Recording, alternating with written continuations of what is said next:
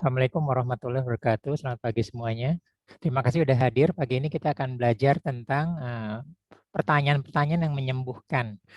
Jadi sesi kali ini istimewa karena kita menggabungkan dua teknik ya, antara teknik pertanyaan coaching dengan teknik penyembuhan konseling.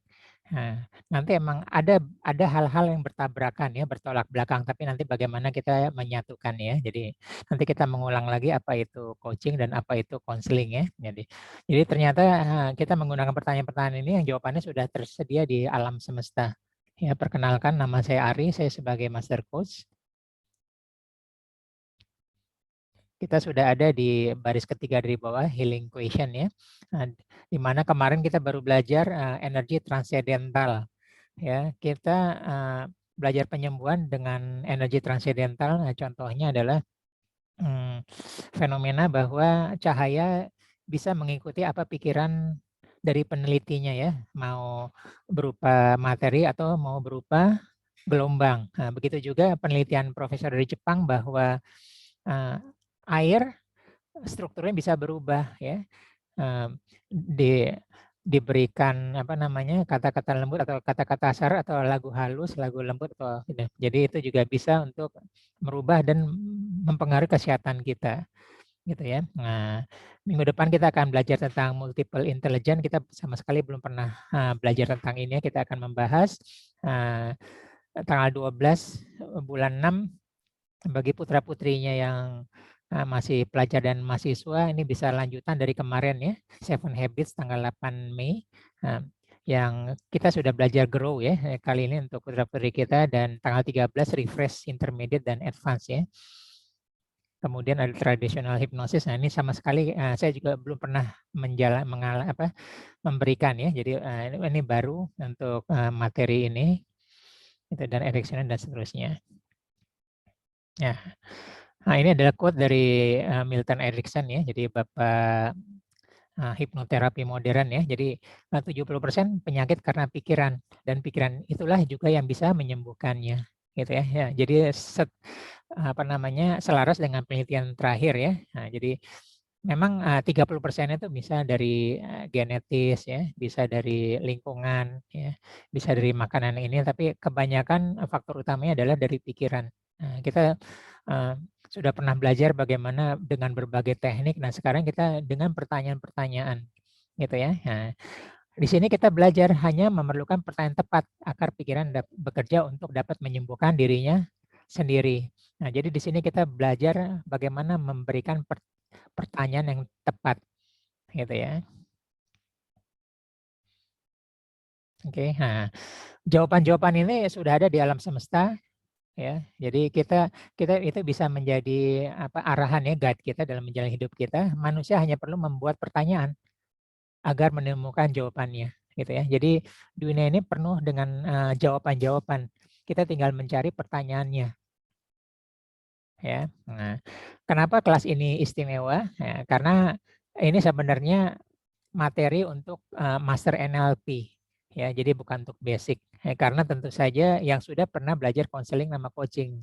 Nah, tapi saya berusaha materi ini disederhanakan, bisa digunakan untuk siapapun, bahkan pemula di dunia NLP. Jadi ini adalah penyederhanaan yang tinggal dipakai aja ya, baik untuk parenting, belajar mahasiswa, pengajar, ya karyawan, pegawai, pimpinan dan sebagainya. Termasuk untuk konselor, psikolog, terapis, hipnoterapis dan sebagainya ya, untuk siapa saja. Nah, kita akan mengulang sebentar bagi yang baru di dunia coaching dan konseling ya. Jadi pada intinya terbagi dari 5 ya, consulting, konseling, coaching, mentoring, dan training. Urutannya seperti ini, ya, tidak bisa dirubah-rubah ya. Consulting itu adalah saringan pertama ya. Saringan pertama untuk ke sesuatu terus harus ketemu dengan konsultan ya. Kita berkonsultasi dengan dokter ya. Nanti dokter habis itu penyakitnya ini, nah dia melakukan konseling, pengobatan ya dan sebagainya. Kalau dia tidak bisa jadi jawabannya adalah dia memberitahu ya. Jadi fokus pada sekarang. Nah, itu jadi consulting itu adalah suatu pertanyaan sudah ada jawabannya. Ya, kalau pertanyaan A maka jawabannya X, pertanyaan B maka jawabannya itu adalah consulting. Psikologi juga gitu, tes psikologi itu udah ada jawabannya, baku ya, kalau ini begini, skornya begini artinya begini, skor ini sampai skor ini artinya begitu. Ya. Nah, konseling adalah berorientasi kepada masa lalu. Lihat bedanya dengan yang lainnya, consulting, coaching, mentoring, dan training berorientasi kepada masa yang akan datang. Tapi konseling berorientasi terhadap masa lalu ya, trauma, fobia ya, penyakit-penyakit, peristiwa ya, gitu ya. Nah, dan semua memberitahu ya, consulting, konseling ya. Jadi konseling itu berorientasi masa lalu untuk melepas negativity. Nah, nama orangnya ahlinya disebut dengan terapis ya, atau konselor atau hipnoterapis. Dia bersifatnya memberitahu. Jadi mirip dengan consulting, memberitahu ya. Harus dia memberitahu. Nah, coaching beda ya. Coaching beda dengan yang lainnya.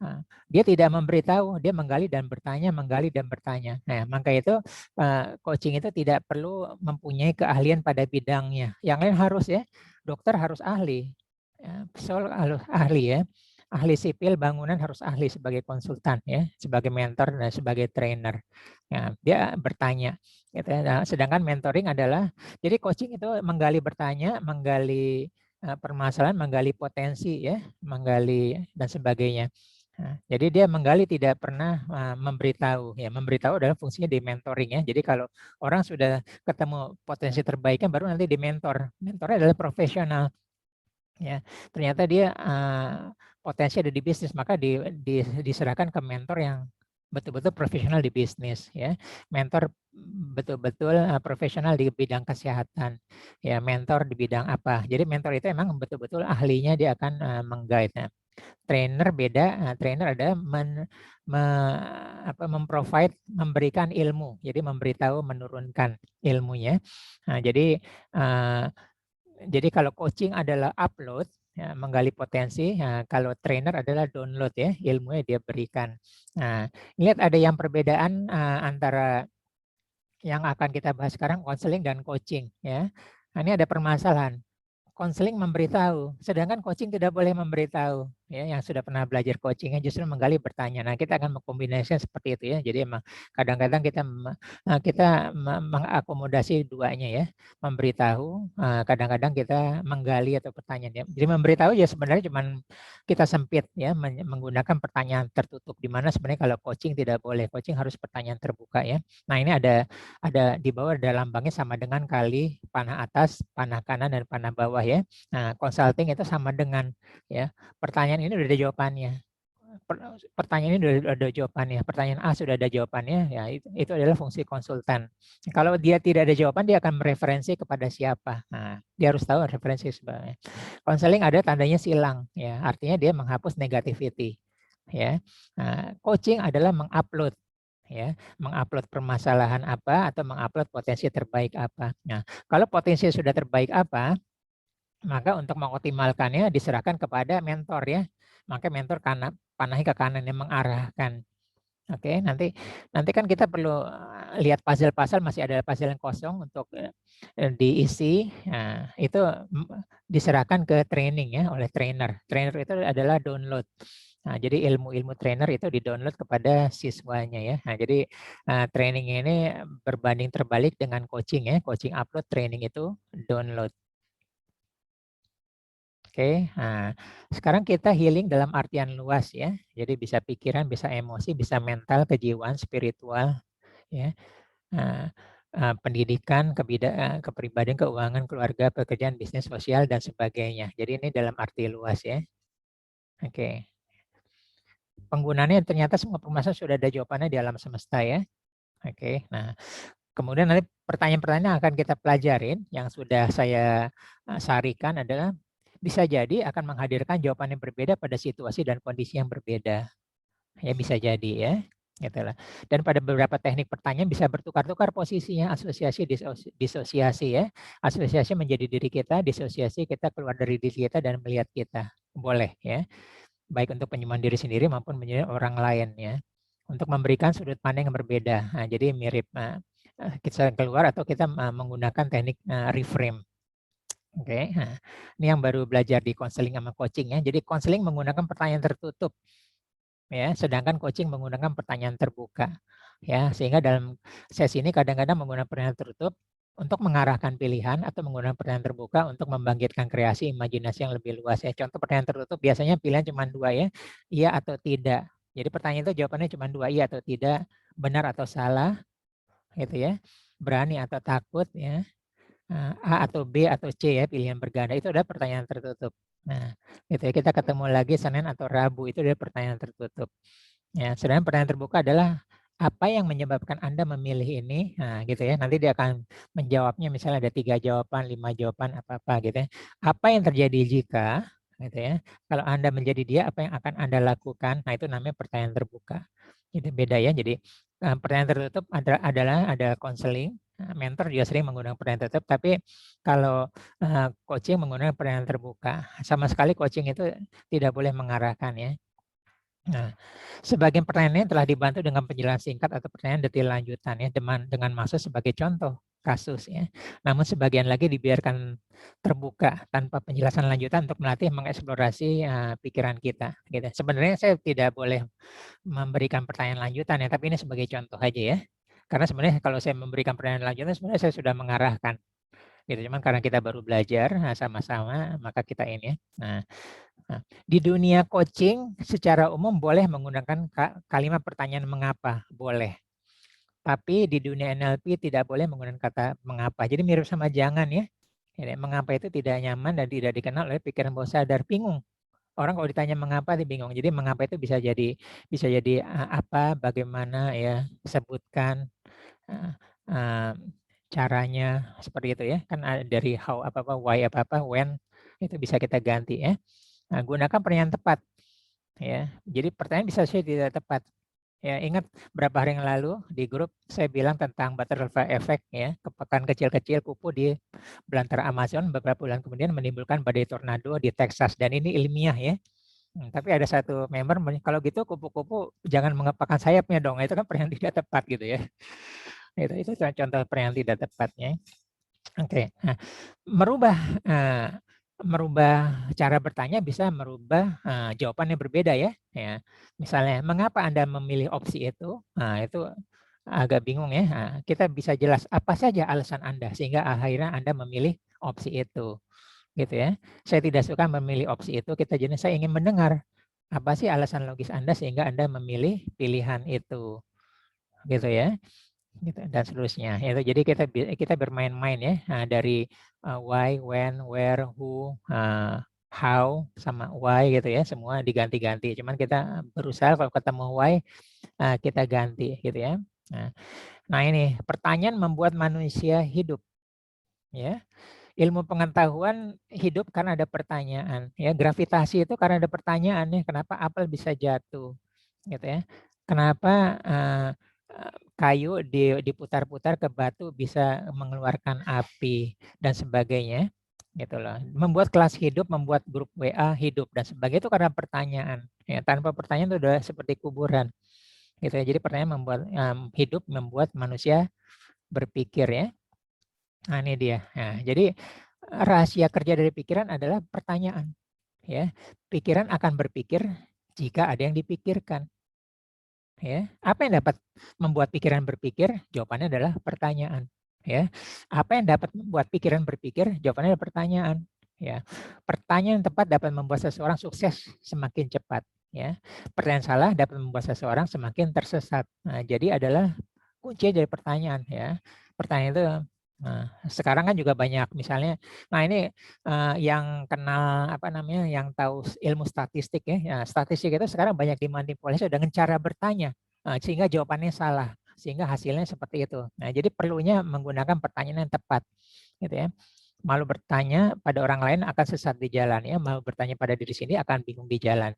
Tapi kebanyakan bertanya yang tidak tepat ya, malah tidak jalan-jalan, nanya mulu ya.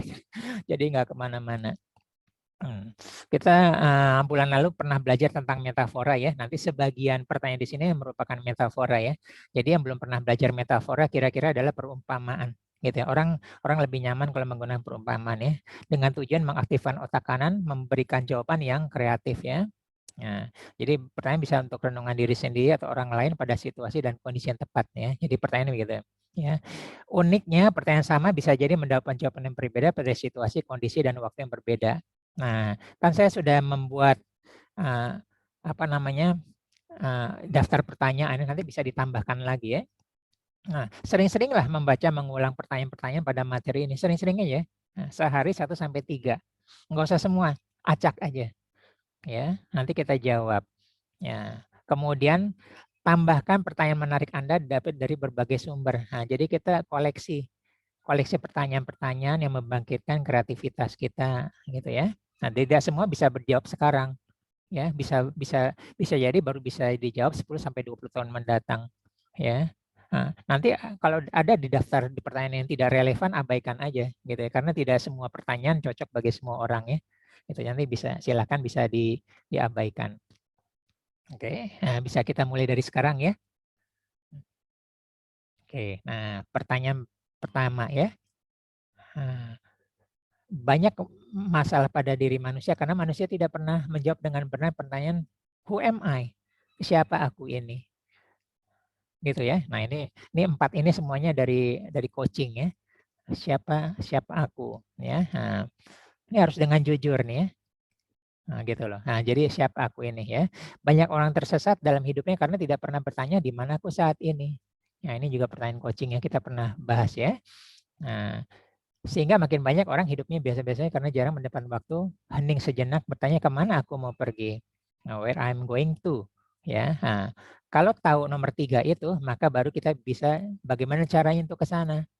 Gitu ya. Nah, ini 4 pertanyaan pertama, ini dasar yang harus dijawab. Gitu ya. Nah, setiap kita mengulang, ya, minggu depannya, bulan depan ini, jawabannya bisa berbeda. Gitu ya. Saya ini dengan permasalahan ini, dengan potensi ini, gitu ya, itu bisa jadi berbeda. Nah, saat ini kondisi saya berbeda, ya. Maka jawabannya akan berbeda. Siapa aku ini, gitu ya. Begitu zaman berubah, zaman pandemi atau nanti pasca pandemi akan berubah lagi, gitu ya. Di mana aku saat ini, ya. Sumber daya apa yang aku miliki saat ini, ya. Dengan sumber daya ini saya bisa melakukan apa, gitu ya. Atau betul-betul secara harfiah, saya ada di lokasi mana, saya mau kemana, bisa juga gitu ya. Nah, nomor 3 adalah mau kemana ya. Jadi kita harus punya goal ya. Nah, jadi yang kita pernah belajar ini apa namanya, kalau belajar 7 habit yang habit kedua ya, gitu loh, bikin the end in mind ya. Dan terakhir adalah bagaimana caranya, gitu ya. Nah, ini dia kenapa kita ini alasan menggunakan metafora ya. Kenapa kita bertanya? Karena kalau kita memberitahu, pikiran tidak berpikir, menerima saja. Sudah tahu diberitahu jawabannya. Tapi dengan pertanyaan, maka otak kanan akan mencari, berkreasi untuk menemukan jawabannya. Nah, itu bisa lebih hidup ya. Apalagi kalau menggunakan pertanyaan metafora, pengandaian ya. Nah, itu menggerakkan kreativitas dan bisa disimpan sebagai ingatan jangka panjangnya. Kemarin kita pernah belajar metafora ya. Jadi teknik-teknik mana. Jadi tidak semua pertanyaan di sini adalah metafora. Jadi ada yang langsung, ada yang metafora. Oke, nah ini dia. Ya, kita mulai ya. Nah, ini dia. Nomor 1. Oke. Ya, pertanyaan 1, gambar apa ini? Nah, ini udah nggak seru ya karena sebagian di sini sudah tahu ya. Nah, ada yang belum tahu gambar ini? Silakan jawab. Yang belum pernah ikut kelas saya sebelumnya, silakan buka mic-nya. Gambar apa ini? Silakan. Yang sudah tahu nggak usah jawab ya. Silakan. Lingkaran kecil. Lingkaran hitam ya, Mbak Indah ya. Iya. Oke, yang lain? Pak Dian. Lingkaran hitam pada satu ruangan yang cukup luas. Oke, terima kasih. Ada yang lain? Oke, oke, terima kasih ya. Nah, jadi ini bisa harfiahnya, bisa metafora ya. Nah, gitu ya. Ini contohnya bisa metafora ya. Nah, jika saya sering menggunakan kalimat pertanyaan ke-6 ini ya. Ya. Pertanyaan ini adalah untuk merubah ya, untuk merubah sudut pandang ya. Oke, tadi lupa ya. Coba yang kelima dulu ya. Ya, maaf, saya mundur yang kelima ya. Apa beda tahu karena diberitahu atau menjadi tahu karena ditanya ya? Jadi tadi udah dijawab ya. Kalau tahu karena diberitahu, otak kanan tidak aktif, hanya otak kiri aja. Tapi kalau ditanya, maka otak kanan ikut aktif dan manusia menjadi hidup ya. Oke, nah pertanyaan nomor 6 ini sering saya gunakan dan ini menyembuhkan dan powerful. Ya, mungkin cukup satu ini kita sudah menyelesaikan masalah mungkin ya, gitu loh. Kalau enggak baru kita yang lainnya. Nah, jadi contoh saya bisa seperti ini. Ini metafora ya. Ya, jadi misalnya seseorang yang fokus dengan masalah, ya, itu ibaratkan dia fokus sama titik hitam ini. Dia fokus ke sana saja. Nah, sedangkan gambar putih yang luas ini adalah karunia dari Tuhan ya, yang telah diberikan kepada kita, gitu ya. Nah, kira-kira banyakan mana titik hitam dengan luasan warna putih? Latihan ini, Bapak mau minta rekamannya kan tadi ketinggalan. Oke, ya, banyakan mana? Putih. Putih. Banyak warna putih. Banyakan warna putih. Pertanyaannya kenapa kita fokus pada masalah padahal karunia Tuhan itu begitu banyak? Karena warna putih itu dianggap take for granted, itu background yang biasa kita lihat gitu. Nah, itu dia, itu disebut dengan paradigma kita. Ya, cara berpikir kita awalnya seperti itu. Nah, sekarang dengan pertanyaan ya kita mulai kita mulai mengarahkan ya. Seperti itu. Ternyata lebih banyak gitu ya. Kita perbandingkan aja masalah. Banyak orang di luar sana sekarang lagi berjibaku susah bernafas ya, menggunakan ventilator. Ya, sedangkan kita sekarang gratis ya, kita menghirup napas, menghembuskan napas gitu ya. Nah, kita nggak ada apa-apanya, itu baru satu ya. Nah, jantung kita sehat ya, sementara orang yang masih tergantung dengan alat pacu jantung ya, yang ditanam baterainya. Ya, di sini alhamdulillah semua pipisnya misalnya sehat ya. Ada orang yang pipisnya itu misalnya maaf ya, ada infeksi kandung kemih ya, mau pipis saja dia sakit. Jadi sebelum pipis sudah trauma duluan. Dan sebagainya masih banyak ya yang tidak bisa kita hitung. Gitu ya. Nah, saya sendiri banyak sukses hanya dengan satu halaman ini. Menggunakan kalimat yang ke-6 ya. Ya. Jadi begitu ada masalah, begitu kita mengeluhkan, gunakanlah gambar ini. Gitu ya. Nah, ini boleh diganti kalimat yang lain ya. Pertanyaan ya. Maka nikmat Tuhan manakah yang kamu dustakan ya? Kita boleh pakai yang lain-lain ya. Kita bisa tambahkan. Terus bisa juga kalau yang muslimnya Ibrahim ayat 7 ya. Engkau bersyukur maka aku akan tambahkan nikmat. Jadi putihnya lebih banyak lagi gitu. Ini sebenarnya putihnya ini tidak terbatas ya. Bahkan kita tidak bisa menghitungnya. Nah, seperti itu ya. Nah, ini jadi kita berkreasi dengan gambar ini. Seperti itu ya. Nah, sekarang ini contoh. Nah, ini adalah fenomena alam semesta ya. Isaac Newton gitu ya. Apel jatuh karena gravitasi atau karena ada apel gitu ya. Ini pertanyaan saya ganti ya. Karena tentu saja beliau berpikirnya kenapa apel bisa jatuh ya. Sekarang pertanyaan saya ganti ya. Apel bisa jatuh karena ada gravitasi atau karena ada apel. Ini metafora ya. Ini metafora gitu ya. Kalau ada sebuah apel jatuh, kenapa apel yang lainnya tidak jatuh? Nanti jawabannya, karena batangnya kuat, ya apa-apa gitu ya. Metafora tentang permasalahan kita ya. Apel yang mana yang jatuhnya lebih menyakitkan, yang rendah atau yang tinggi?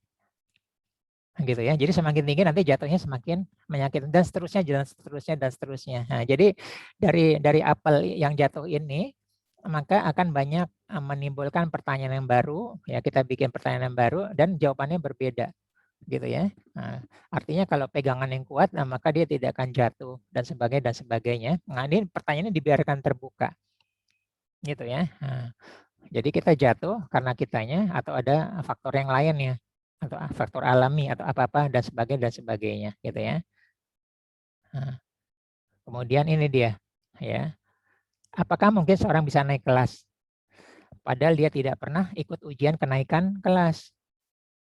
Ya, ini juga kalimat metafora ya. Ya, tidakkah hambaku merasa beriman padahal dia belum diuji ya, kan ingatnya naik kelas ya. Nah, jadi kita dengan seperti itu frame pikiran kita akan berubah bahwa oh sekarang saya diuji, saya mau naik kelas ya.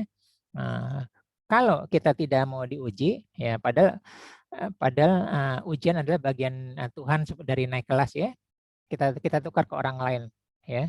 Maukah anak kita masukkan ke sekolah yang tidak pernah memberikan tugas, ulangan, ujian, tapi anak itu dijamin selalu lulus naik kelas dari SD sampai tamat kuliah? Mau nggak? Nggak mau. Gitu. Ini pertanyaan saya tambahkan. Nah, silakan ada ditanyakan yang gitu ya. Ini adalah metafora ya. Setiap naik kelas pasti ada ujiannya. Apakah dia pantas untuk naik kelas atau tidak? Jadi dibalik ya, kalau kita santai-santai aja belum tentu kita disayang Tuhan ya, karena kita nggak pernah diuji untuk naik kelas gitu ya. Jadi frame pikiran seperti itu ya, kalau kita diuji berarti kita dipantaskan untuk naik kelas ya, kita minimal bisa bertahan ya. Tapi kalau ini kita akan terbalik ya, tadi akan ke titik hitam seperti itu. Nah, oke, dunia ini suram atau indah? Ada loh yang bilang dunia ini suram, ada gitu ya. Padahal sama aja nih, dunia itu netral. Ya, siapa yang berpikir bahwa dunia itu indah? Ya, siapa yang bilang dunia ini suram, dunia ini runtuh, nah, gitu ya. Nah itu kita bertanya, jadi pada situasi yang lain jawabannya kita bisa berbeda, gitu ya, bisa berbeda. Ya, kok ada yang berpikir mengulang-ulang kesedihan? Padahal kesedihan itu hanya datang sekali ya. Buat apa ya? Padahal kesedihan itu pilihan. Ya, kalau pilihan kenapa memilih sedih? Ya. Jadi pilihan itu pilihan atau bukan? Kalau pilihan kenapa dipilih? Nah, kalau bukan pilihan kok malah dipilih gitu kan? Apalagi sampai diulang-ulang. Nah, seperti itu. Nah, ini kita bisa kapan-kapan kalau kita lagi membuka terus kita nyampe ke pertanyaan ke-10, nah kita akan sampai merenungan dari sini ya. Kenapa diulang ya? Buat apa juga kan itu hanya sekali datangnya. Gitu ya. Nah, ini sebaliknya, jika kebahagiaan itu hanya datang sekali ya, boleh ya sering-sering kita ulang-ulang. Ya, bahagia itu pilihan atau bukan? Ya, oke. Bagaimana cara untuk menjadi bahagia? Nah, apakah Anda menyukai kebahagiaan? Nah, boleh dong kalau kita suka kita ulang-ulang. Nah, seperti itu ya. Jadi sebaliknya dengan kesedihan kita boleh mengulang-ulang kebahagiaan, kita tarik lagi energi, kita naik lagi, kita sehat, kita sembuh dan sebagainya. Nah, pikiran sehat, pikiran bahagia itu, pikiran bersyukur itu membuat kita sembuh ya, karena ada hormon endorfin ya dan sebagainya. Yang endorfin dan kawan-kawan kita membuat kita sembuh, gitu ya. Nah, ini sama tadi ya, kelanjutan dari tadi ya. Kita punya dua pilihan ya, endorfin dengan kortisol ya. Jika hormon kebahagiaan membuat kita sehat dan cantik, sedangkan hormon kesedihan membunuh diri kita secara perlahan. Kita punya pilihan nggak? Nggak punya. Tapi kenapa orang memilih juga? Nah, seperti itu ya. Ini punya dua pilihan. Yang satu membunuh diri kita secara perlahan ya. Darah kita lebih kental, berpotensi stroke dengan serangan jantung ya, berpotensi mencetus kanker. Ya, tapi kita memilih itu. Nah, itu pilihan, kita memilih sedih ya. Itu pilihan, itu jalan ya di pikiran bawah sadar. Nah, tapi sebaliknya, kalau kita memilih bahagia, maka berjalan adalah hormon-hormon kebahagiaan ya. Secara kecantikan juga ya, begitu kita sedih maka menggerus kolagen ya. Kenyalan yang membuat kulit kita kenyal. Kolagen itu juga zat perekat ya, di tulang kita ada kolagen, di jantung kita ada kolagen ya, di usus kita ada kolagen dan sebagainya. Gitu ya. Nah, itu dia. Hidup ini pilihan. Kenapa kita memilih ini? Padahal kita punya pilihan yang lain. Seperti itu. Jadi kita bertanya ya. Nah, apakah kemalasan membuat manusia menjadi bodoh atau kebodohan membuat kita manusia menjadi malas? Ya, silakan dijawab. Ini kita pertanyaan banyak ya. Nah, saya ini lagi. Nah, masuk surga itu murah ya, tapi kok banyak yang memilih masuk neraka yang mahal ya. Kan luar biasa mahal, tapi banyak yang memilih. Nah, saya percepat ya. Nah, padi bertumbuh karena ada bibit atau petani. Ya, karena ada apa? Nah, jawabannya bisa berbeda. Ya, mana yang membuat kehidupan terus berlanjut? Nah, ini saya sering gunakan untuk pelajar ya dan mahasiswa. telur dipecahkan dari luar atau yang dipecahkan dari dalam. Nah, nanti mereka akan jawab sendiri ya. Motivasi terbaik, motivasi murni adalah motivasi yang datang dari dalam diri dia sendiri. Ya, jadi motivasi kita di luar itu hanya 1%. Ya, mereka 99%. Nah, adapun kita menggunakan pertanyaan supaya mereka muncul motivasi dari dalam yang 99% tadi. Jadi kenapa motivator itu banyak yang habis itu berlalu masuk telinga kiri, karena kata itu adalah motivasi dari luar ya. Motivasi terbaik adalah kita membangkitkan motivasi dari dalam, gitu ya. Ini saya sering gunakan pertanyaan nomor 16 ya. Nah, ini kemarin baru kita bahas ya di Basic NLP 13 ya. Nah, kita mau sebagai mata apa ya? Mata lalat atau mata lebah ya. Ya, lihat framingnya ya. Mata lebah ya, walaupun ada di tempat tumpukan sampah, yang dicari adalah bunga yang harum, mewangi. Dia nggak peduli tuh, dia fokus.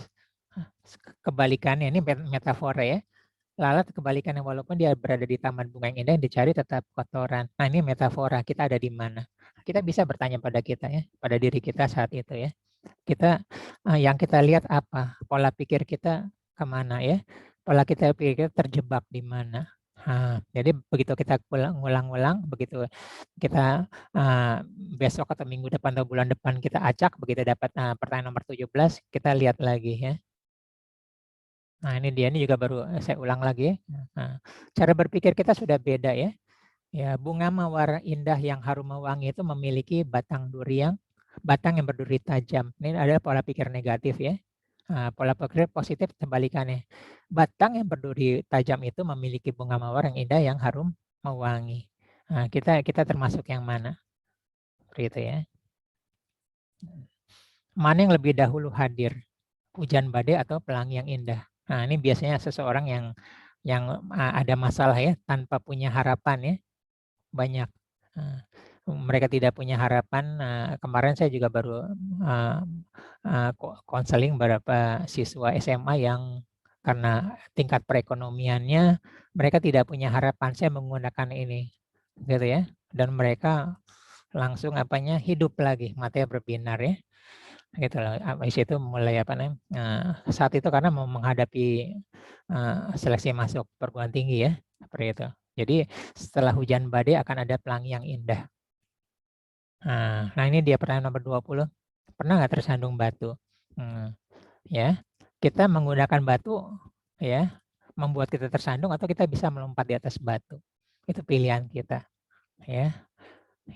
Halangan itu sebagai batu sandungan, kita berhenti, atau step untuk melangkah atau untuk naik kelas ya, tadi pertanyaan sebelumnya ya. Gitu loh. Nah, ini termasuk pertanyaan-pertanyaan yang menyembuhkan ya. Kita mau pilih yang mana? Gitu ya. Nah, ini ilmu dasar NLP ya. Pikiran mempengaruhi ucapan atau justru ucapan mempengaruhi pikiran ya. Dalam satu kondisi nanti kita akan menjawab bahwa pikiran mempengaruhi ucapan. Ya, tapi dalam kondisi yang lain, begitu kita ketemu pertanyaan ini, bisa jadi jawaban kita bisa sebaliknya ya, ucapan bisa mempengaruhi pikiran. Ya. Nah, jadi usahakan pikiran kita bisa mempengaruhi ucapan ya. Gambar yang kiri ya. Kita usahakan gambar yang kiri itu kita bisa mempengaruhi ucapan. Nah, tapi bisa juga kita harus pintar memilah dan memilih teman ya, karena ucapan mereka bisa mempengaruhi pikiran kita.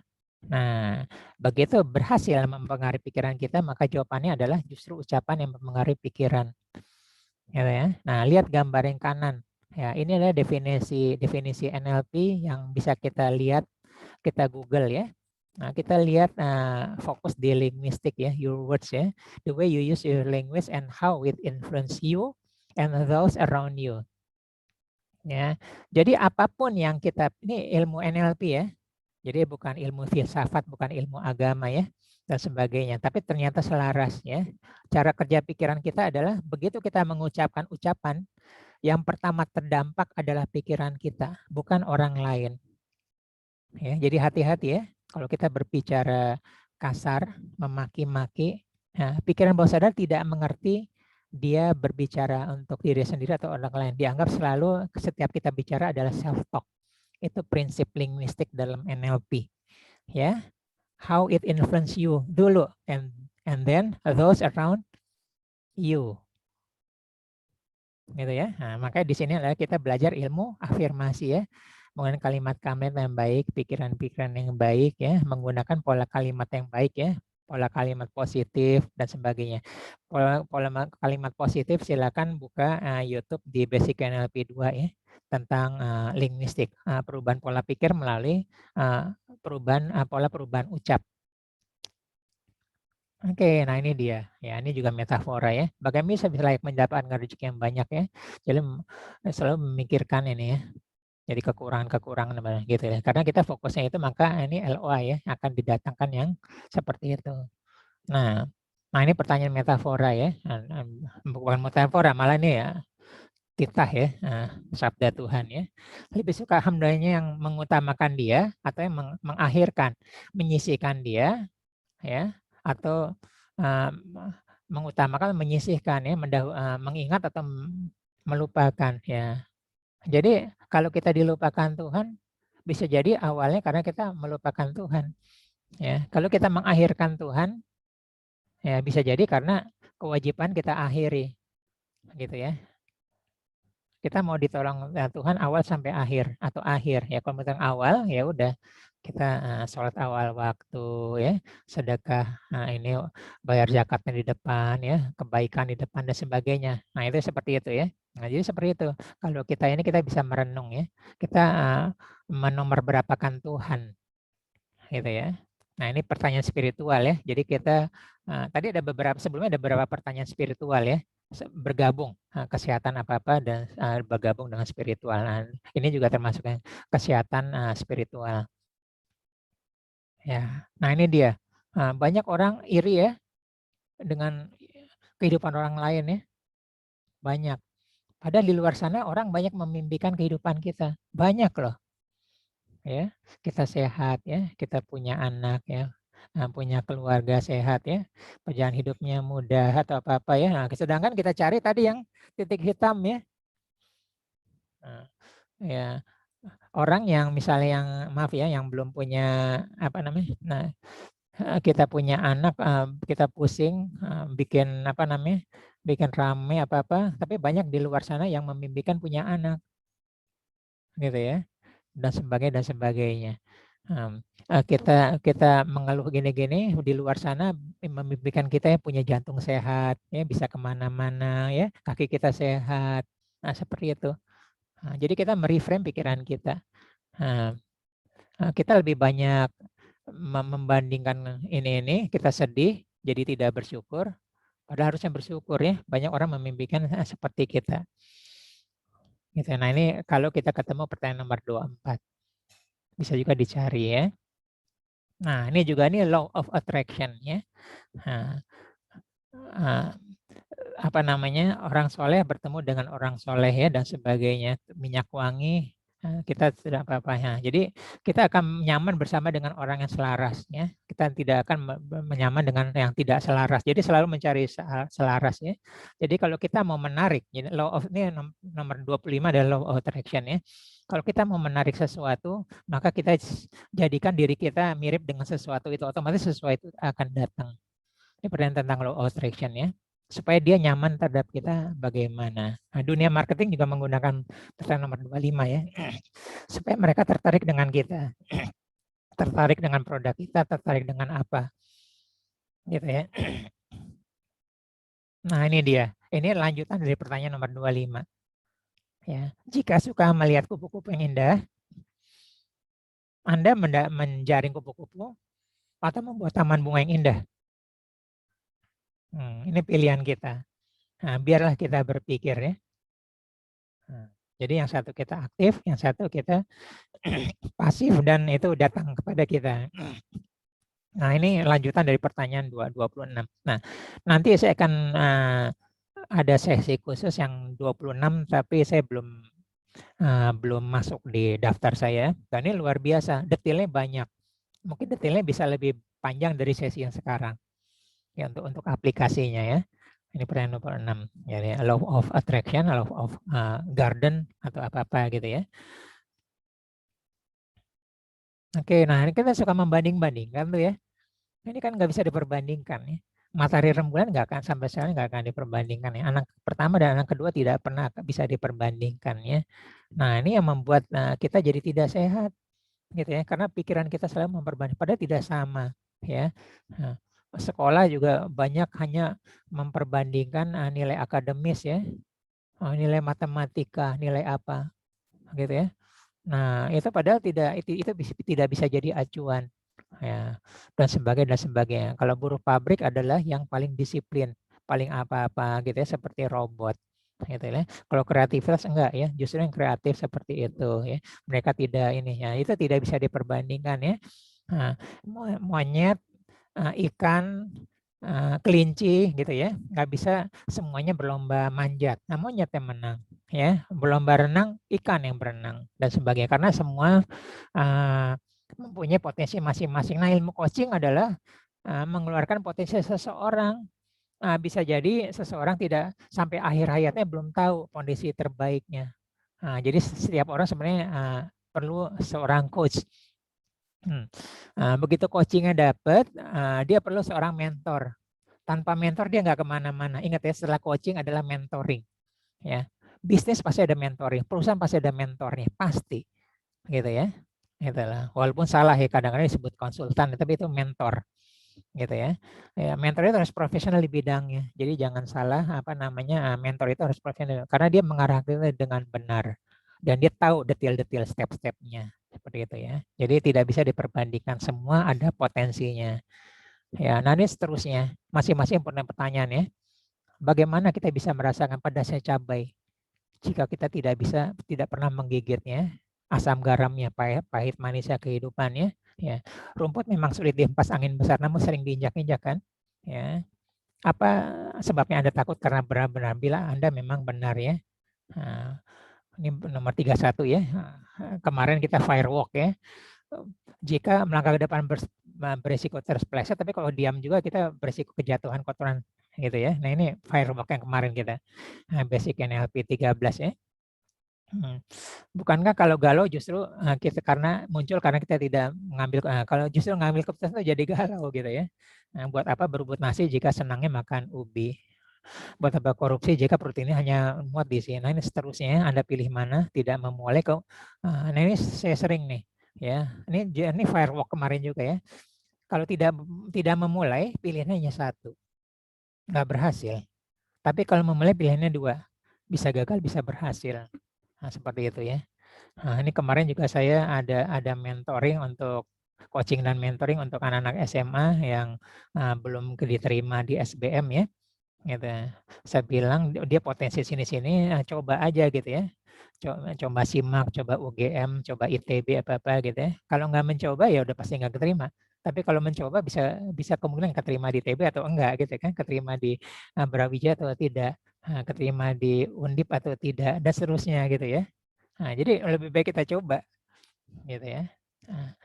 Nomor 36, nah ini sehubungan dengan Seven Habit-nya Stephen Covey ya. Bagaimana mungkin seorang pemburu dapat menembak 2 ekor kelinci sekaligus? Nah ini terlalu laku, kita harus ada skala prioritas ya. Menembak yang mana dulu? Urutannya mana dulu ya? Manajemen waktu kita seperti apa? Ya. Pemboros susah berhemat ya, susah, tapi bisa dilakukan kan ya. Nah, gitulah. Nomor 38 bisa saya lewatin ya. Nah, ini nomor 39, mana mungkin telur bisa bermanfaat jika kulitnya tidak dipecahkan, ya, harus pecah telur juga ya. Ide menghasilkan uang atau misalnya ide. Nah, nomor 41 bisa dilihat ya. Nomor 42 ya. Ini supaya kita kalau kita kelihatan nanti kita acak ya. Begitu kita lihat nomor 42, ya selama ini saya menumpuk pekerjaan ya. Gitu ya. Nomor 43 saya ambil dari statusnya FB ya. Apa yang sedang aku pikirkan saat ini? Gitu ya. Dan sebagainya, kita boleh ya. Nah, jadi ini seninya kalau kita bertanya ya. Sukses itu karena bekerja keras ya. Ada nggak orang yang bekerja keras tapi belum sukses ya? 45, bagaimana mungkin seorang bisa belajar jika tidak mau diajar? Jadi banyak loh, disuruh datang, diundang apa-apa ya, atau apa kita belajar, dia tidak mau belajar, ya udah, nggak akan mungkin bisa belajar, gitu ya. Anda menyampaikan pendapat saran kritis marah-marah atau dengan tenang-tenang saja, itu pilihan ya, dan sebagainya. Ya, ini jadi fenomena ya, nomor 46-nya jadi fenomena ya. Karena sekarang dipublish bahwa menyampaikan pendapat dengan benar-benar itu adalah benar. Nah, maka rakyat akan benar dengan cara yang marah-marah, fenomena ya. Nerima apa barang COD, marah-marah ya. Begitu apa namanya? Begitu penyekatan keluar kota karena Covid, marah-marah seperti itu ya. Nah, ini adalah post-truth ya. Nah, diulang-ulang akan menjadi kebenaran. Ya, kita dengan tenang-tenang saja ya. Ya, nah ini kemarin firewall ya. Firewalk ya, bukanlah takut ada perasaan, lalu mengapa kita harus takut pada perasaan? Berani aja ya, kita melangkahi api di depannya dan sebagainya, nanti bisa lihat nomor 48 ya, nomor 45, 49. Nah, nomor 50 ya, kita nggak usah khawatir sama rezeki kita ya, karena Tuhan sudah menjamin rezekinya ya. Nomor 51 daripada satu aja, kenapa kita nggak pilih dua-duanya aja, produktif dan positif ya. Nah, ini pertanyaan, mengapa? Kita kalau ditanya mengapa tuh susah ya. Why me? Mengapa saya? Nah, coba kita atur. Siapa saya? Saya ada di mana? Saya mau kemana? Bagaimana caranya ke sana? Itu kan lebih jelas. Jadi selalu kalau menggunakan mengapa itu pikiran bawah sadar kita nggak nyaman ya. Gitu loh. Nah, nomor 53 ini kebanyakan orang yang jadi banyak bertanya juga terlalu banyak, over juga tidak baik ya. Nah, ini anxiety disorder bisa jadi nomor 53 ya. Masalah dipertanyakan lagi, dipermasalahkan lagi. Gitu ya. Nah, jadi kita lihat tengah-tengah ya, tidak bertanya bermasalah, masalah dipertanyakan, diulang-ulang malah bermasalah. Ini udah anxiety disorder ya. Seperti itu. Nomor 54 fenomena ya. Fanatik membuat seorang menjadi bodoh atau kebodohan membuat orang menjadi fanatik ya. Gitu loh. Nah, nomor 5 refleksi pada diri kita ya. Dulu kita pernah seperti itu atau enggak? Lucu ya. Nah, ini kita melakukan disosiasi ya. Kita menjadi diri dia menjadi diri kita ya. Kenapa bisa seperti itu? Ya, nomor 56 juga 57 yang kita bahas sekarang. Ya. 58 59 saya terusan ya karena banyak ya. Jadi sukses mengapa semangat. Oke, nomor 56 ya. Manusia menangis karena sedih atau tubuh yang mengeluarkan air mata ya. Tubuh mengeluarkan air mata contohnya kita mengiris bawang ya. Seperti itu. Jadi belum tentu ya mengeluarkan air mata belum tentu sedih ya sebenarnya. Oke, saya percepat. 67 ya, mirip ya. Nyala lilin membuat gelap menjadi terang atau karena gelap membuat nyala lilin menjadi terang. Gitu. Ini membuat kita berpikir nih kalau kita ketemu seperti itu. Ya. Nomor 68 juga mirip ya. Kita mengalami pahit atau manis ya karena kita sudah pernah merasakannya. Oke. Nomor 73 ya, kita bisa dipancing karena ada yang memancing atau kalau ikan memancing ya. Dan sebagainya. Mana telur ada ayam, 75 nih banyak ya saya lewatin ya. Nah, intinya nanti silahkan dilihat-lihat. Kita mencapai goals, Anda berusaha dengan setengah hati atau setengah mati ya.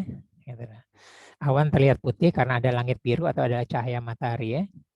Nah, nomor 85, mungkin nggak kita kehilangan kalau tidak memiliki apa-apa ya. Dan sebagainya, 86, 87, ini banyak ya saya lewatkan ya nanti. Jadi maaf nanti kita bisa diskusi di WA group selama seminggu ya. Nomor 9. Nah, ini nomor 92 penting ya. Ini fenomena juga ya. Anda menjadi kaya karena kelola ini atau karena kelola yang satunya lagi. Gitu ya. Kita lihat ke diri kita. Ya. Oke, nomor 93, 94 dan 95 ya. banyak ya, saya percepat karena banyak. Ini saya persembahkan, ini saya kirim ya, saya rangkum dari berbagai sumber ya, dan ada yang bagus saya catat di sini. Jadi ini saya nggak singkat bikin seperti ini enggak. Jadi saya kalau bikin materi itu paralel ya, gitu. Terus dan sebagainya. Saya lewatkan. Nah ya, habis itu silakan Anda tambahkan sendiri ya. Tambahkan sendiri seterusnya. Boleh juga menggunakan unsur spiritual ya, atau dari motivasi atau yang lain ya. Tadi saya bilang kalau dari kitab suci kita boleh pertanyaan ya. Itulah. Maka nikmat Tuhan manakah yang engkau dustakan ya. Hambaku beriman padahal dia belum diuji dan sebagainya.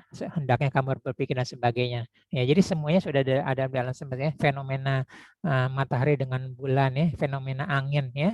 Angin itu mengalir dari kerapatan tinggi ke kerapatan rendah, panas ke dingin. Air mengalir dari tinggi ke rendah. Semua fenomena yang tadi mirip seperti itu ya. Seperti tadi apel jatuh ya. Kalau orang berpikir dia bisa menemukan jawaban yang orang lain tidak berpikir dan tidak ada jawabannya. Nah, kita hanya menerima Isaac Newton tentang hukum gravitasi, kita yang menerima, tapi dia cerdas karena dia bertanya sehingga dia menemukan jawabannya dan kita menerima. Nah, kita jadi tidak berpikir, gitu ya. Oke, kita sudah selesai. Saya skip ya karena pertanyaannya banyak ya.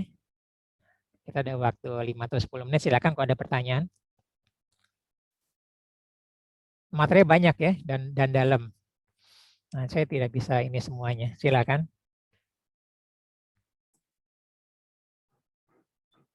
Ya, Atau boleh tanya ya Mas. boleh ya Mbak En. Ya, Ari. Jadi pertama yang tadi pertanyaan itu kan jawabannya akan berubah sesuai dengan kondisi dan situasi atau waktu ya. Ya. Pak Ari ya.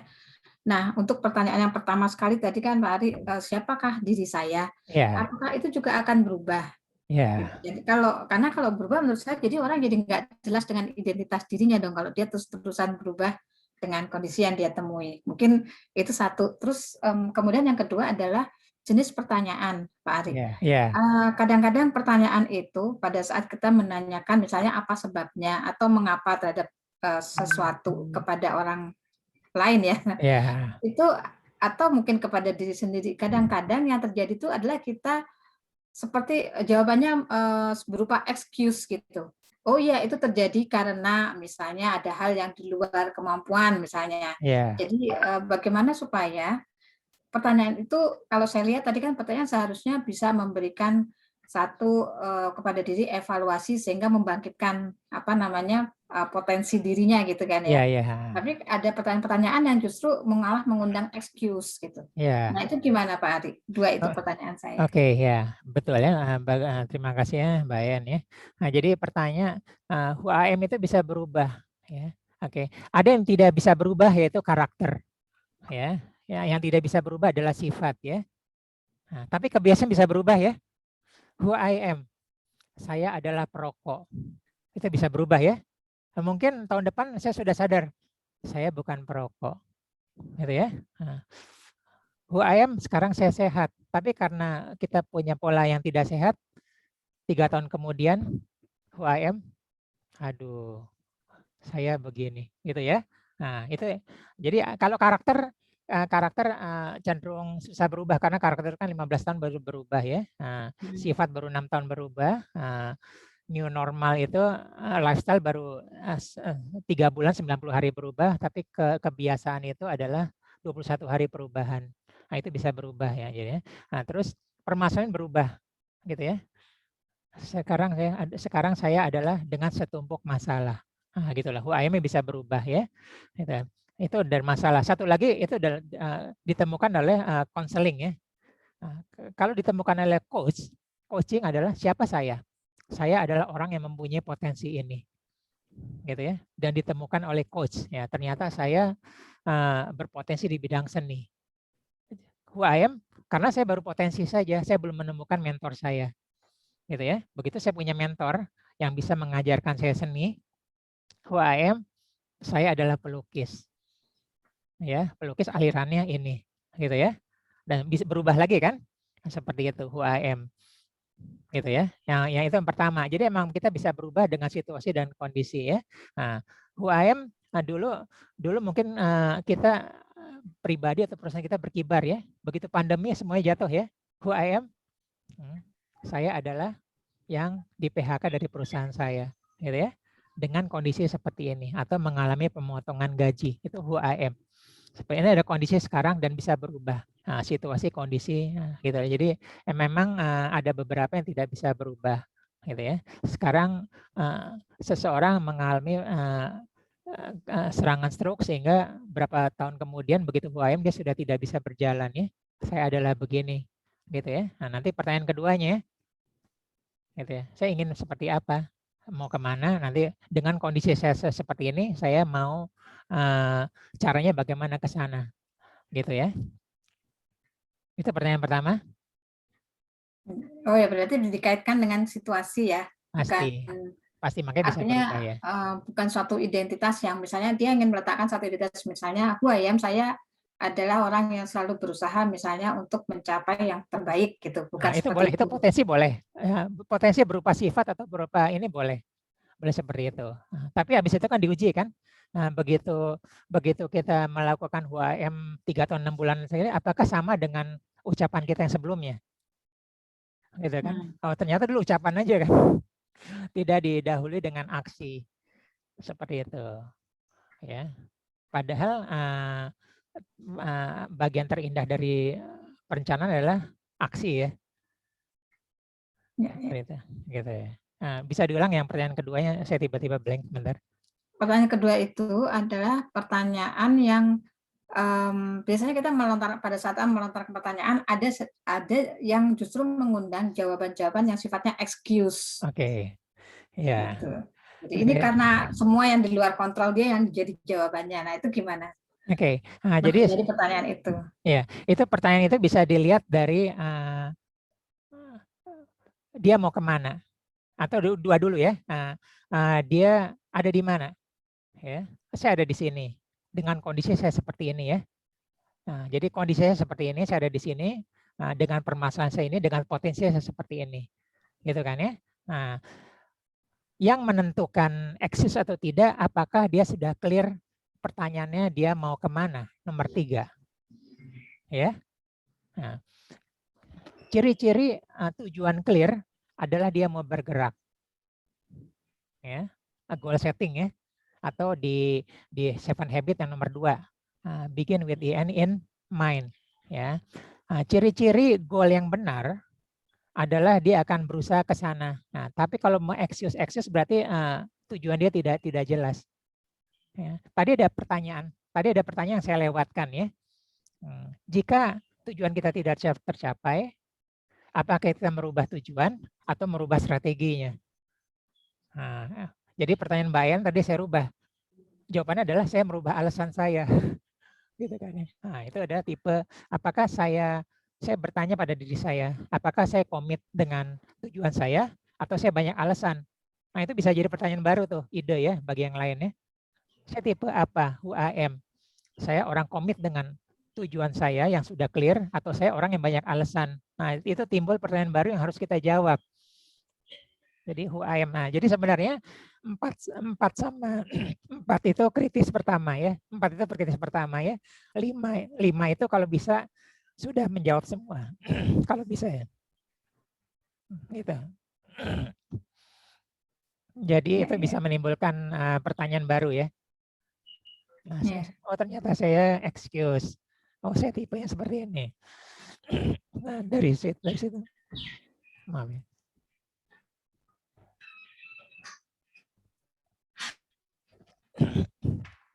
Oke. Nah, kalau ya sebentar ya. Ya, silakan. Oke, sebentar ya. Saya jawab tadi. Nah, kalau saya tipe excuse, ada pertanyaan lanjutnya. Apa saya mau begini aja? Ya. Saya mau kemana ya? Saya gini. Terus sekarang ada sebenarnya nanti pertanyaan yang lainnya itu akan makanya kita penting untuk mengulang-ulang pertanyaan yang lain ya. Pertanyaan lainnya itu misalnya apa benar saya tidak punya motivasi dari dalam? Ya. Bagaimana caranya saya punya motivasi dari dalam? Gitu ya. Dan sebagainya. Jadi kuncinya adalah kuasai dulu 4 yang pertama, ya. Kalau bingung, gunakan pertanyaan yang kelima dulu ya. Saya termasuk yang bersyukur atau tidak. Yang lainnya tolong diulang-ulang seperti itu. Dan tipsnya adalah begitu ada yang baru yang tadi seperti Mbak Ain itu, masukkan ke pertanyaan kita berikutnya. Gitu ya. Cukup ya, ya silakan. Ya. Silakan yang lain pertanyaan. Ya, makasih. Ya, maaf ya buat teman semua juga. Jadi gini Mari, saya kan betul-betul newcomer ya. Terus mungkin kalau ini tuh bukan yang awal ya. Jadi saya agak-agak blank untuk menginikan benang merahnya. Nah, mungkin kalau boleh saya minta materi awal, saya bisa mencerna dari awal ini tuh arahnya akan kemana gitu. Ya kalau bisa sih misalnya di WA aja, nanti saya coba baca, pelajari sendiri. Jadi supaya saya bisa mengejar misalnya udah sampai pada titik ini gitu. Nah, karena memang tadinya saya pikir kan ini healing question lah ya. Healing kan penyembuhan gitu sih. Untuk seumur kita gitu memang ini sudah butuh lah ya, karena memang mungkin seumur kita tuh memang sudah banyak yang kerasa lah. Yang memang betul mungkin awalnya sih dari pikiran kita gitu. Nah, tapi mungkin khusus untuk saya gitu, gimana kalau saya minta materi dari awal sehingga saya bisa mencerna dari awal sampai titik ini tuh sebetulnya arahnya itu kemana sih gitu. Hanya itu aja mungkin, terima kasih. Oke, terima kasih. Nanti akan saya kirim bertahap lewat WA Group, kan kita punya kesempatan ini kan seminggu ya. Nah, jadi sebenarnya kita bisa kita menggunakan pertanyaan 4 itu bisa dari awal ya. Siapa saya? Saya dengan kesehatan seperti ini. Gitu ya. Apa yang menyebabkan saya keadaan seperti ini?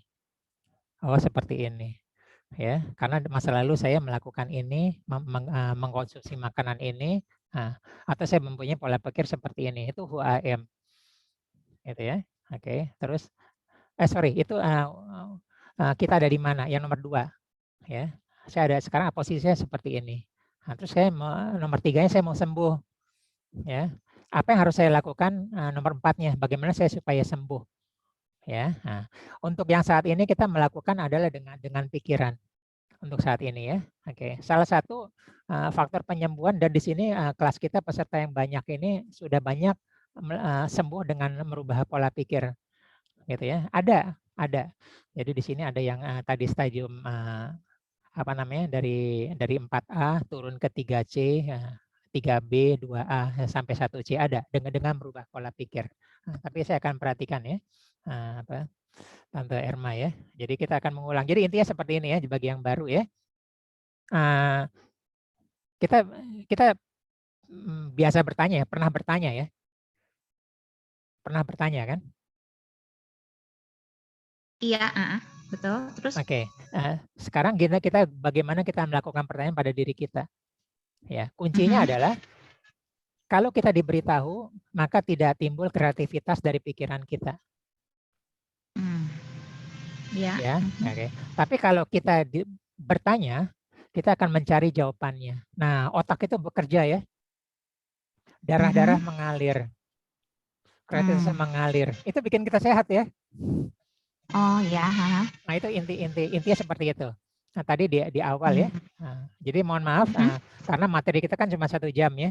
Boleh karena 1 jam boleh. Tapi nanti saya memberi ruang selama 7 hari. Ya. Supaya grup WA kita rame, banyak-banyak yang bertanya. Oke. Ya, oke. Nanti akan saya keluarkan seperti itu. Tapi keluarkannya saya juga bertahap. Nah, tapi intinya adalah dengan bertanya kita kreatif untuk mencari jawabannya. Ya, tadi lihat pertanyaan ke-6. Apa bedanya kita tahu karena diberitahu, karena kita tahu, atau karena kita menjawab pertanyaan? Apa bedanya? Nah, kalau kita beritahu kita nggak mikir. Kamu tuh orangnya begini, ya. Udah kita diberitahu ya. Oke.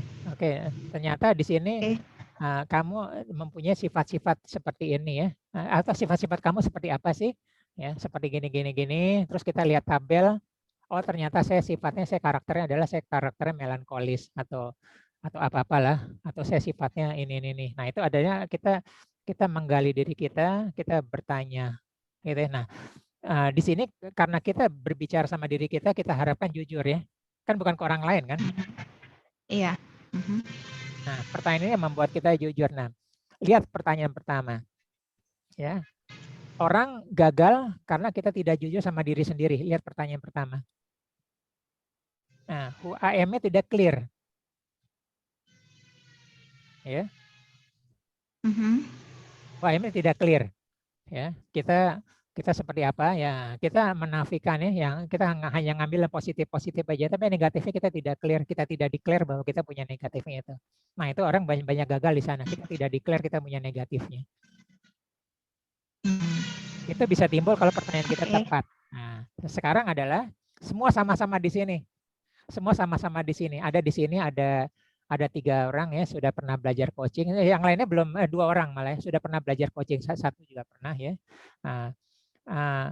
Mereka sudah pernah bertanya. Tapi intinya adalah kita terlahir sudah bisa bertanya ya, sudah biasa bertanya ya. Nah, sekarang bagaimana kita belajar lebih tajam untuk bertanya ya, dan jawabannya jujur. Dan bertanya itu nggak ada guide-nya. Nah, saya terpaksa membuat guide. Nah, ini pilihan bagi saya. Kalau banyak guide-nya bikin bingungin orang. Tapi kalau saya ada yang guide-nya juga bingung. Itu kok materinya nggak ada. Nah, itu adalah guide itu saya kumpulin pertanyaan-pertanyaan yang belum tentu cocok bagi kita. Itulah. Tadi ditambahkan aja, ya. Kenapa? Bukan kenapa ya. Apa sebabnya saya selalu excuse. Nah, itu kita timbul pertanyaan lagi. Orang seperti apa saya? Kalau saya excuse gini, apa yang terjadi pada saya 10 tahun ke depan? Gitu ya. Apakah saya mau begini terus? Nah, itu timbul pertanyaan seperti itu. Gitu lah. Jadi ini adalah healingnya ini adalah boleh mau healing spesifik kesehatan fisik atau emosi boleh. Kita siapkan aja seperti itu. Ya, kalau memang arah itu nanti saya banyak memberikan pertanyaan nanti di WA Group adalah yang spesifik seperti itu. Gitu loh. Jadi boleh. Lain sama Pak Dian Darsin kemarin bertanya kepada saya ini kesehatan umum ya. Kemarin saya bilang kesehatan ya. Hanya kesehatan, tapi kesehatan itu jangan lupa ya. Kesehatan itu nggak bisa pragmatis ya. Nggak bisa hanya kesehatan fisik aja ya, nggak bisa. Karena semuanya jadi satu ya. Kesehatan pikiran, mental ya. Kesehatan sosial, hubungan dengan orang lain ya. Kalau sekeliling kita negatif, susah kita terbebasnya. Maka kita pilih-pilih siapa teman kita seperti itu. Oke, jadi nanti di grup konsul tentang yang ini juga boleh lah ya gitu. Boleh ya. Nah, boleh. Nanti saya ulang lagi. Ya, terima kasih. Sama-sama. Ya, kasih ya. Sama-sama ya. Kita sudah lewat tapi nggak apa-apa kalau mau ada 1 atau 2 menit lagi. 1-2 pertanyaan. Selamat pagi, Pak. Pak Probo, pagi Pak. Silakan Pak Probo. Iya. Pak, di list pertanyaan-pertanyaan tadi ada yang ini Pak, yang spesifik untuk misalnya kita sebut klien baru ya Pak, yang kemungkinan dari orang tua atau bosnya gitu Pak ya, disuruh, bukan niatnya sendiri gitu Pak. Nah, pintu awalnya kan acceptance Pak, dia harus bisa acceptance. Ya. Nah, itu ada Pak ya, jadi pertanyaan itu yang fokusnya itu supaya dia bisa terima Pak, bukan merasa disuruh gitu Pak, maksudnya bukan supaya dia merasa ada niatan sendiri gitu Pak. Berarti kan pintu pembukanya kan acceptance ya Pak. Acceptance ya. Iya. Itu ada ya Pak, di list pertanyaan itu ada ya Pak? Ada, cuman saya spesifiknya mana saya lupa, tapi saya nanti bisa saya bantu yang ini gitu loh. Lebih spesifiknya seperti apa Pak Probo tadi ya? Iya, jadi artinya kan kebanyakan orang kan merasa ya saya seperti ini gitu, saya gitu. Iya, saya bukan orang lain ya. Iya, saya ya seperti ini. Jadi dia sebetulnya contoh lah Pak, misalnya dia sebetulnya kan bisa lebih menggali mengasah potensinya Pak ya. Tapi alih-alih menggali, tapi padahal dia merasa menutup diri gitu kan Pak. Oh saya pemalu, oh saya pendiam, jadi saya nggak mungkin bisa tampil misalnya seperti itu Pak. Nah itu berarti kan belum acceptance ya Pak ya? Belum acceptance ya, itu berarti tentang paradigma ya. Nanti saya lihat, tapi kalau memang ini saya akan coba buatkan pertanyaan pertama untuk merubah paradigma. Saya akan coba ya. Itu paradigma ya. Lagi, Pak, ya. Paradigma adalah paradigma adalah cara kita memandang diri kita. Gitu ya. Konsep diri Pak ya. Iya, memandang diri kita. Jadi self esteem rendah itu paradigma. Ya, self esteem itu rendah itu lebih luas dari rendah diri ya. Self esteem itu kita menilai diri kita. Itu sebagai paradigma ya. Seperti itu. Saya kalau melakukan ini selalu gagal atau selalu hampir berhasil, selalu nyaris ya. Saya orangnya beruntung gitu. Atau saya begini aja, saya nggak bisa berubah. Saya adalah saya. Nah, seperti itu. Padahal di dunia sekarang tadi ada pertanyaan yang berbeda tadi. Nah, ada pertanyaan yang mirip. Dengan perubahan zaman, ya, saya orang yang bisa beradaptasi atau apa kan tadi ada pilihannya ya, itulah. Itu ada pilihannya. Saya memilih beradaptasi atau saya menjadi seperti diri saya sendiri atau saya seperti apa, itu termasuk jawabannya, itulah. Bisa jadi kan kalau ada perubahan ini kan kita harus berubah ya, harus berubah. Kalau nggak berubah kalah. Tapi dengan berubah itu hal baiknya adalah ada peluang baru kan. Nah, itu kreativitas baru itu timbul dari pertanyaan. Kira-kira peluang baru apa dengan zaman yang baru ini? Itu bisa timbul karena pertanyaan. Gitu ya. Makanya rapat itu penting untuk dimulai dengan pertanyaan ya. Penting ya. Bukan memberitahu. Kalau pemimpin alih-alih awal-awal sudah memberitahu, udah rapat itu udah tertutup itu, sudah diarahkan. Nah, tapi boleh dimulai dengan who I am, tapi diganti dengan siapa perusahaan kita ya. Ini adalah perusahaan terbesar di bidang teknologi ya, gitu ya. Ini masa lalu saya ya, perusahaan terdepan. Where I am, dulu kita terdepan, tapi kondisi sekarang sudah banyak startup. Nah, pertanyaan nomor 2 ya. Nah, baru tujuan kita bagaimana sih? Apa kita perlu merevisi tujuan? Seperti apa? Visi misi kita mau tetap atau kita merubah, atau visinya tetap, misi kita rubah. Nah, kita mulai dari seperti itu. Nah, itu jadi kita sebagai pemimpin itu kita harus memulai dengan pertanyaan lagi. Kondisi awal boleh sebagai inisiasi dari awal diskusi supaya tidak melebar, tapi habis itu kita membuat ruang kreasi yang seluas-luasnya dengan bertanya. Ya, dengan bertanya kan nanti seluruh isi ruangan berkreasi kan pikirannya, mencari jawabannya kan, dan tidak diarahkan. Seperti itu. Terima kasih Pak. Sama-sama Pak Probo. Ada lagi? Oke, kalau nggak ada, jika berkenan tolong dibuka videonya, kita akan melakukan sesi foto ya. Nanti kita lanjut di WA Group untuk diskusi. Oke, saya shoot 3 kali ya. 1, 2, 3.